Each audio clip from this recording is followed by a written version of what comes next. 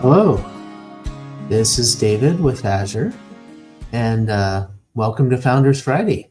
This is the beginning of new year. Always a good time to, make changes in our life, to look at things from a little bit different light. And, it's always a time that there's a lot of folks, making, diet uh, changing their diet to be a little bit healthier, lose weight, whatever the thing is that is most important. So I was looking at that and thinking about it a little bit because I've been quite a few people had told me that, oh yeah, we're making changes, and it is a wonderful time to make changes. But over the long term, changes need to be commitments, and they need to be long term.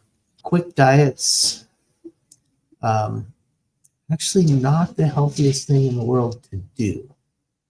Not that we necessarily have to maintain exactly the same diet for a lifetime, but slower modifications of diet are much healthier than dieting and then going on a binge and dieting and going on a binge, or even doing an absolute radical diet.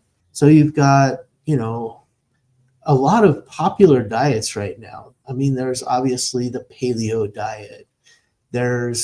Right now, there's a carnivore diet that's become quite popular. Of course, there's been vegetarian and vegan diets. There's the Mediterranean diet, the South Beach diet, all the different diets.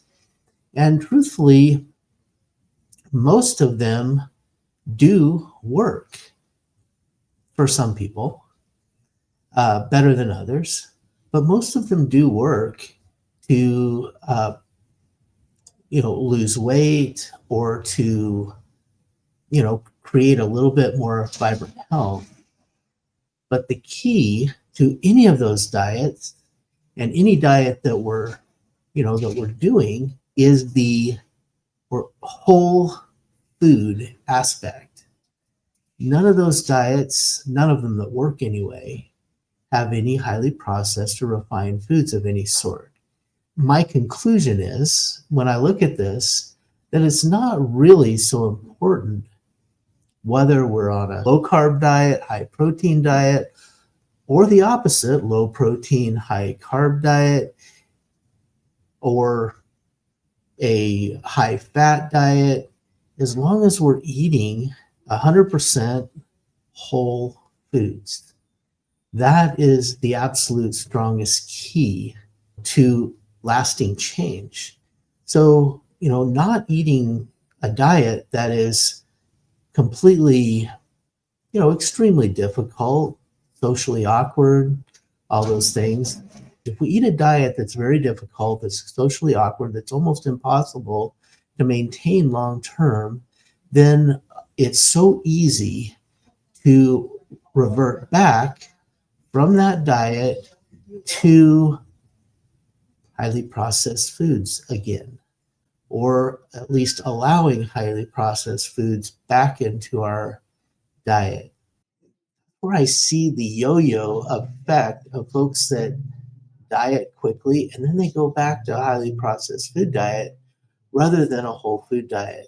Now, I'm not saying that going on a vegetarian diet for a period of time and then adding things back in. There's actually a very good case for an elimination diet, going all the way maybe to just vegetables and then adding one thing at a time into our diet, especially if we suspect that there is something that we're not digesting properly, that our microbiome doesn't handle. It's actually it's a really good way to figure that out and be relatively clean in doing that without going through super extensive medical testing and all of that, which is half the times not accurate anyway.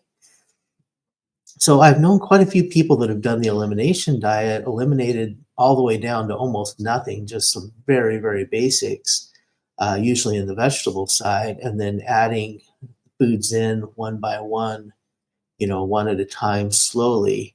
And then, if they feel different, um, if they feel an adverse effect, then go back and look at what has been added in lately.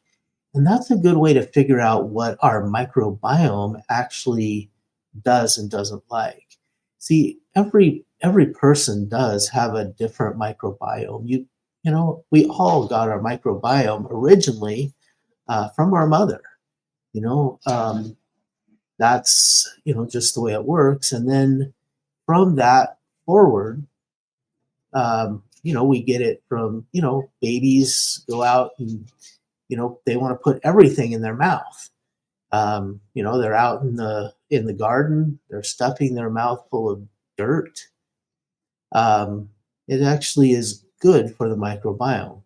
It's good for the bacteria that's in their intestinal tract and in the digestive tract, because it adds some bacteria that they maybe didn't get from their mother.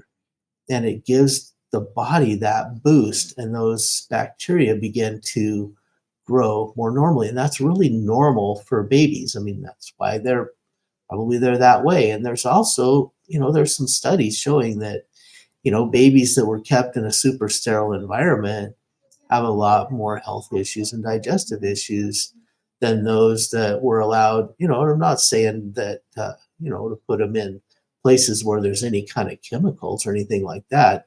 Don't put them out in the dirt where it was all sprayed with Roundup to make it dirt, but in your tilled garden or, yard, if it doesn't have any sprays on it, is a wonderful place to get microbiomes for to enhance the microbiome of a baby or a child. And I've realized how extremely important it is that we have a balanced microbiome. That is one thing that I didn't get as a child. And, I've had to struggle with that throughout my life, uh, because my microbiome is not balanced. I do not have all the bacteria to digest everything properly. So I have to eliminate. Fortunately, I know the things that I need to eliminate. Um, but if you don't know that, the elimination diet is. But I just want to encourage everyone, if you're thinking about going on a diet for the new year, look at a diet that either has a progression into a long-term commitment, but a diet that never goes back to highly processed foods. That's really the bottom line. Um, we can, we can choose our diets, and a lot of that, it does depend on the way our body's microbiome is made up. But never look at a diet as a quick fix, something that we need to do right now. Okay, I'm going to do this thing. I'm on the keto diet. I'm going to eat nothing but these um, super low carb things, and until I, I get down to, till I lose 20 pounds. And then you go right back to a highly processed food diet. And that is what is really stressful on the microbiome. So, you may not need to stay on the keto diet after you lose the 20 pounds if you're going to choose to use a keto diet. But be sure as you transition from that diet that you're transitioning to a whole foods diet. Don't go back to refined foods full of sugars and, empty carbohydrates, um, food additives, preservatives, all of those things.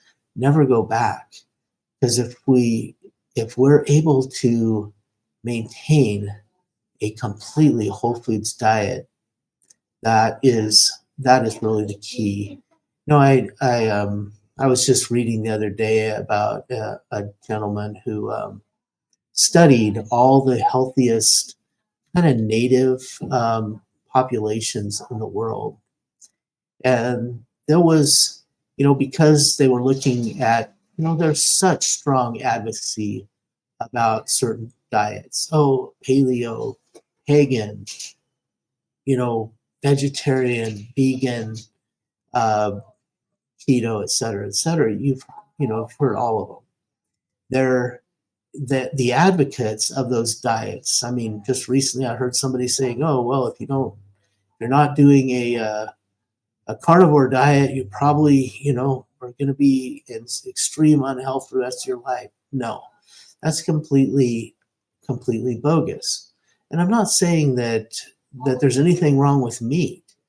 Meat, if it's good, organic, grass-fed beef or meat that's raised in a healthy environment, you know, good food. And even if it's, the majority of your diet or even 100% for a period of time, it probably, if you're doing the elimination diet and that's where you go, it's, it's a good, it's fine. I'm not knocking any one of those diet types.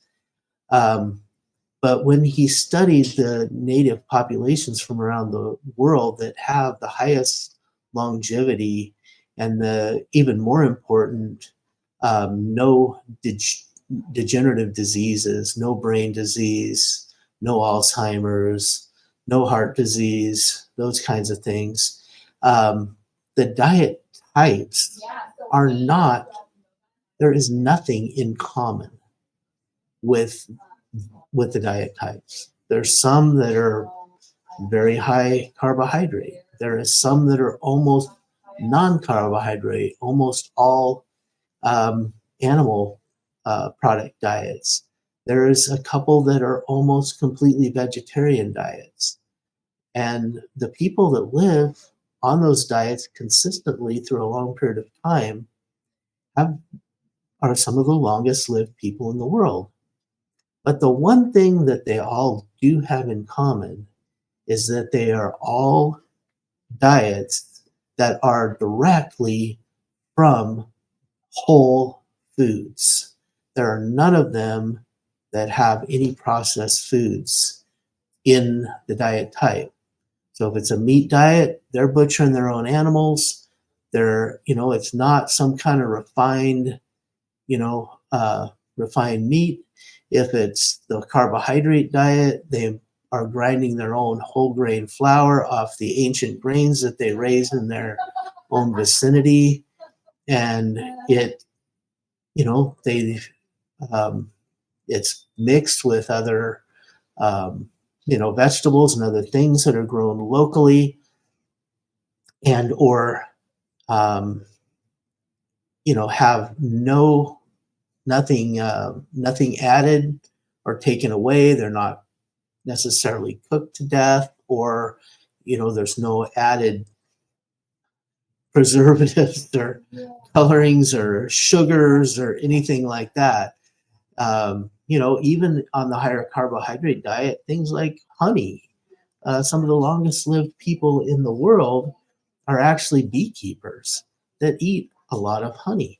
That's extremely high carbohydrate, almost pure sugar, but it's unrefined. It's just like it comes from the bees and from the beehive.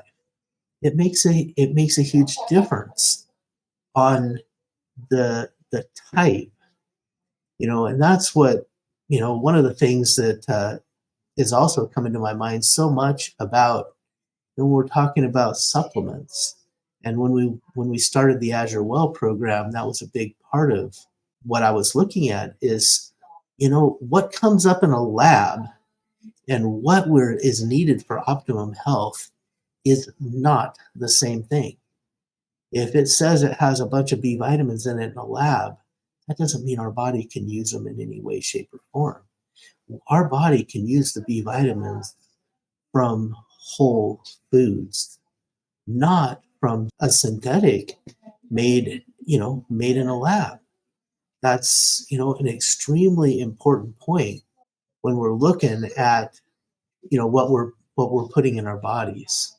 California has a deal, so you have to have they require a warning label on anything that has, a whole slew of stuff in it, and a couple of those things are like heavy metals or minerals like iodine, for instance, have to have warning labels on them, but they take into no consideration at all what the source is.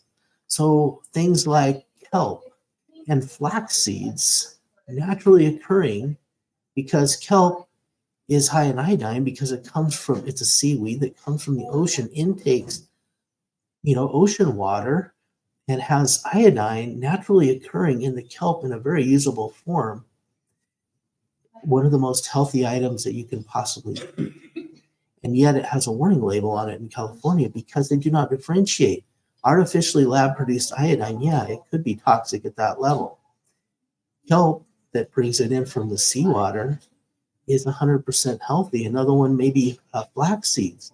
Flax seeds naturally have a certain amount of cadmium in them. We have to put you don't have to put warning labels for California on cadmium on flax seeds for cadmium because it occurs naturally in flax seeds. Cadmium is essential for health.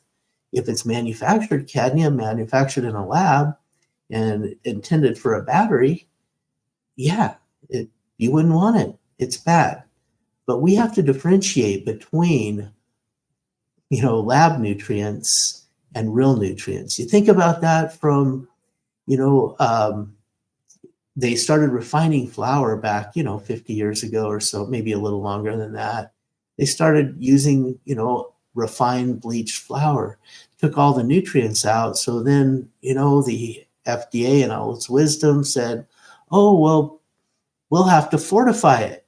So they put iron and folic acid and different stuff back in flour. I mean, that's still that way to this day. Obviously not flour you get from Azure, but most white flours is enriched. It's enriched with vitamins that are synthetics. They're artificial. They're nothing the body can really use. And but it's good now because we have these vitamins in it and we still have nutrient deficiencies. When the whole grain was made, the way that it was made the way it was intended to give us health. And it will give us health. But we can't refine it down so it's a shadow of its former self and expect to get optimum health. And then, even worse, add in synthetics. So I just want to encourage each one, as you're thinking about what the goals are for the New Year's resolutions, or however we put it, for health this year, to look at what we can commit to long term, even if it's a progression, even if it's a progression from one diet to another. Let's commit to never going back to refined and denatured food. Here at Azure, we're committed to do our absolute best to give you, or to supply, the very best 100% whole foods that are just the way God made them, that we can possibly find. We want to give the very best. And no, we don't necessarily limit it to particular diet types. We cover them all pretty much, except for the refined foods, the foods filled with herbicides, pesticides, with chemicals of various sorts, hormones, and antibiotics and all those kinds of things. Those are the things you won't find here at Azure. We want to give you the closest to the way God made it that we possibly can. And I think really that's the key. No matter what diet type you feel like your microbiome is most fitted for, whatever you feel the best on, hey, that's a good thing.